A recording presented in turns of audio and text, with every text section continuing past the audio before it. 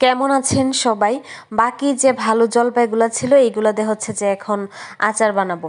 তো প্রথমেই হচ্ছে যে আমি একটু পাঁচ ফোড়ন হালকা করে একটু ভাজতেছি, তারপর আর কি এটা গুঁড়া করে নিব। আর এইদিকে হচ্ছে একটু হচ্ছে গুড় কুচি করে নিতেছে আর কি। গুড়টা তো একদম মানে বড়, এর জন্য একটু ছোট ছোট করে কুচি করে নিলাম। আর এখন আচারটা বসাবো আর কি।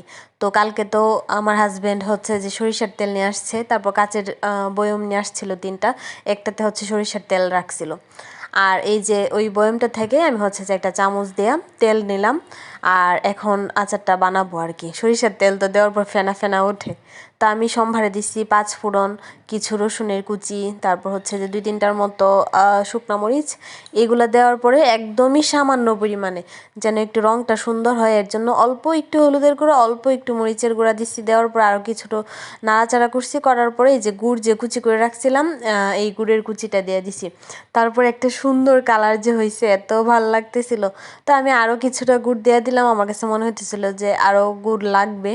তো গুড় দেওয়ার পর গুড়টা যখন অলমোস্ট মেল্ট হয়ে আসতেছে, তখনই আর কি জলপাইগুলো দিয়ে দিছি। কতগুলা জলপাই যে আমার নষ্ট হইলো, আমি কিন্তু আগে একটা ভিডিও দিছিলাম, একটা না 2টা ভিডিওতে দেখাইছিলাম যে অনেকগুলা জলপাই নষ্ট হয়েছে।